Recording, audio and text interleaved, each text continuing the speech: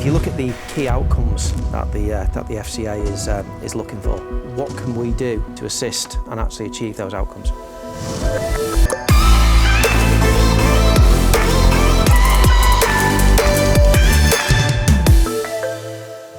Consumer duty, it's been a mammoth 12 months for us, hasn't it, James?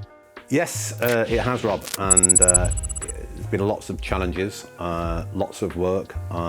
We've spent about over 1,000 man days of development, and that's just improving on an existing process. So, yeah, it has been very challenging.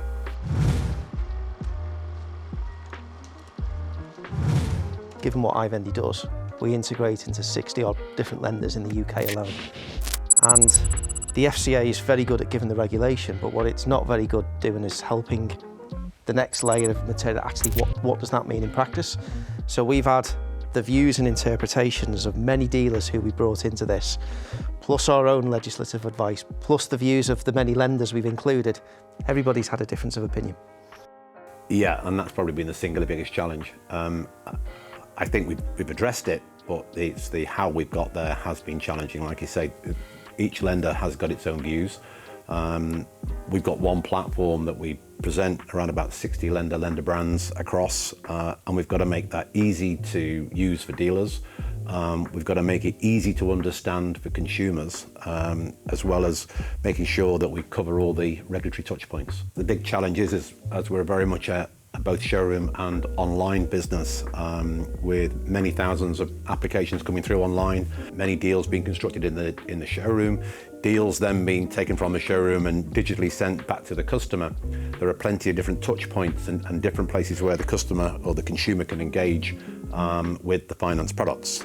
So I think that's been one big challenge, and making sure that it's a consistent journey for everybody. You mentioned the retailers then. I mean, I've seen some of the introducer packs that have been sent to those retailers and the lenders.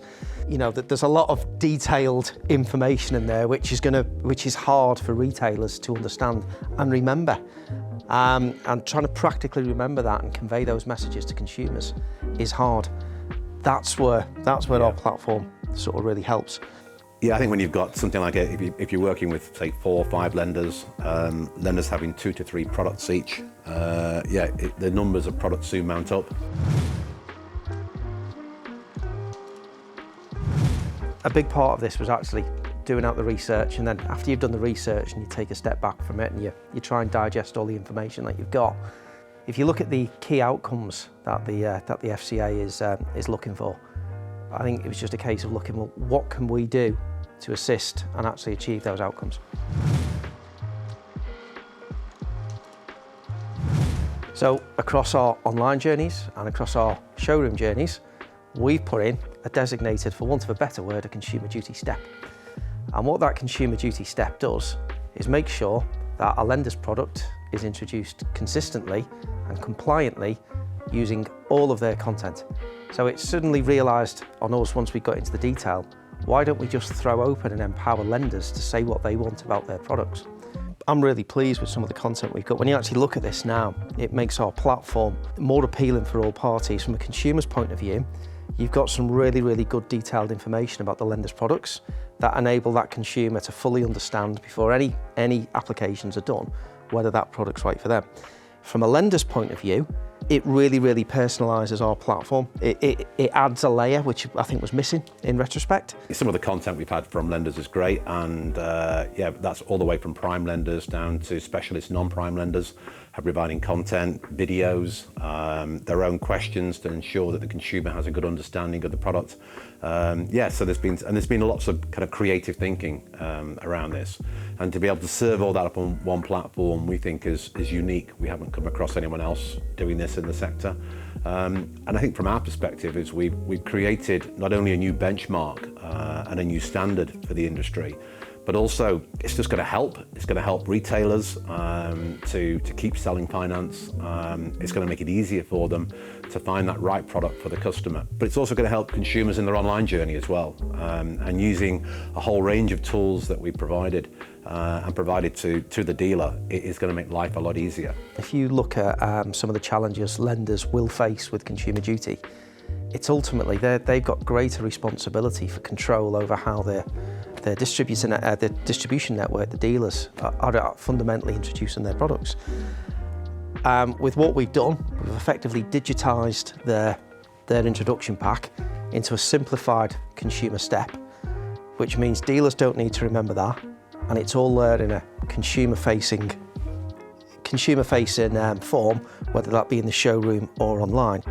But as you touched on then, James, I think because this is digital, whether it be in the showroom or online, you know, this is that evidence that the FCA is screaming out for in its recent Dear CEO letter of actually these processes being followed. I think one of the big challenges for lenders is this operational oversight. They're not at the showroom, they don't necessarily know exactly how their products are being sold and presented to consumers.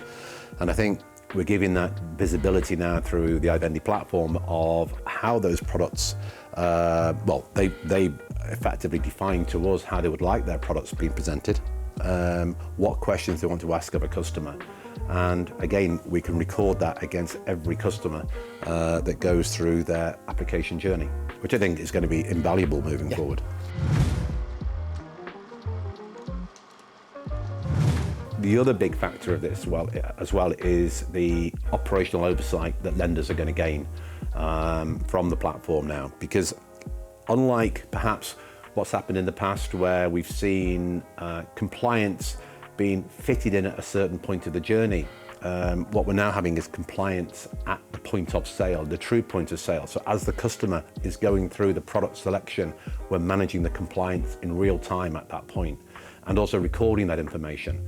So really, for the first time ever, lenders can have access ultimately to real-time data of how that customer went from that A to Z journey, when they did it, what time they did it, how the questions were asked, how their content was viewed, and that they understood the product. Looking ahead, I think this is the next exciting bit for me I'd like to pick up with lenders.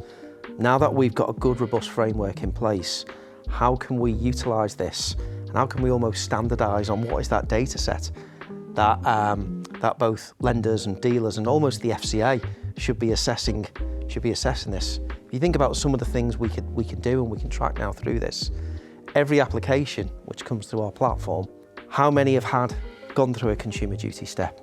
How many times have the videos been watched? What's the average length of a video watched? Where did customers not understand? Was it this particular question? Was it that question? There's much more in-depth insight, and even the vulnerability of customers as well. If you think about that, we've got something which can track and potentially identify those areas of vulnerability, and then we can act on that for future improvement. And I think eligibility is going to have a huge part to play over the next 2 years as we see more and more lenders going down risk-based pricing. It's going to have a huge impact, and I like to think we're at the forefront of eligibility checking in the motor finance sector across multiple lenders. It'd be good to, obviously, James, we're thinking about some of the data. In a pure theoretical world, what good looks like for me from a lender point of view is if you are introducing your product and you're clearly defining the value in the product, you're clearly defining the target audience for that product, and we've got tools such as soft check-in, pre-approval and so on to help identify those, plus all of the interceptor rules we put in for lenders where they'll give us those hard rejection rules. I would like to see business going up for lenders if their products are being introduced to the right audience, but rejections going down. Yes. That's something I want to sort of start to see happen, and that, to me, that's a real benchmark of success. Yes. I think I'd like to be sharing with lenders. I think what we're seeing as well, talking to lenders, what seems to be a common thread, there's a number of lenders already that have already done this prior to consumer duty and having success with rate for risk. That looks like it's going to become more of the norm going forward.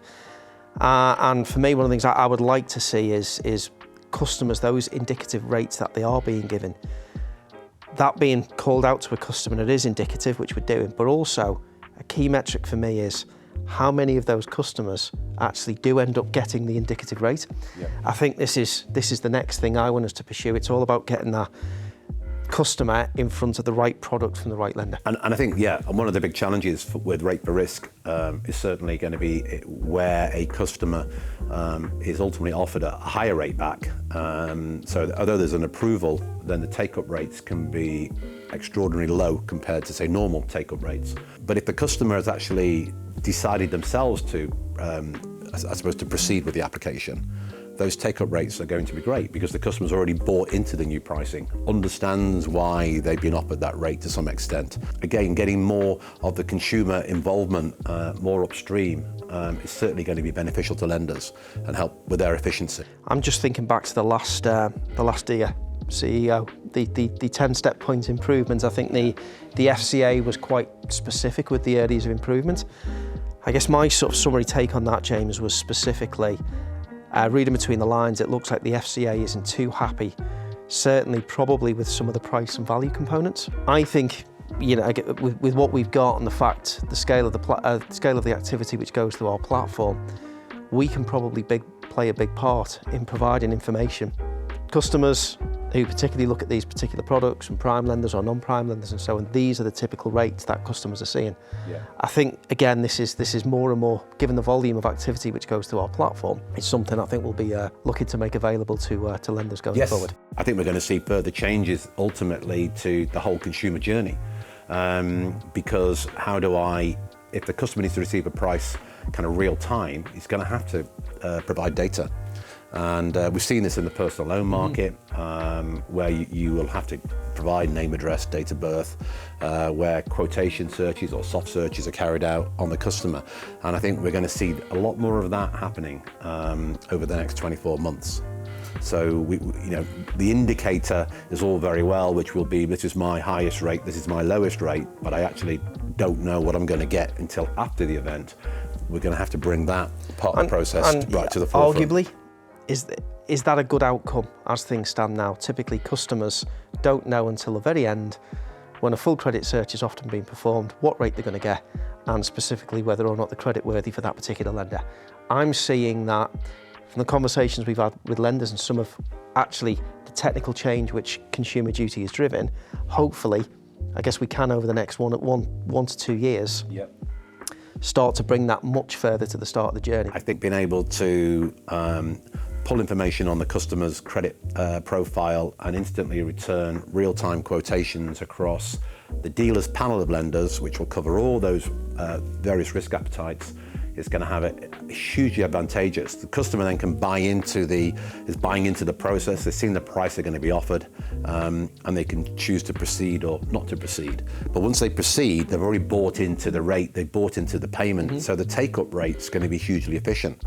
We're also then going to see that ultimately we'll see one application submitted to the one lender, which will then be approved.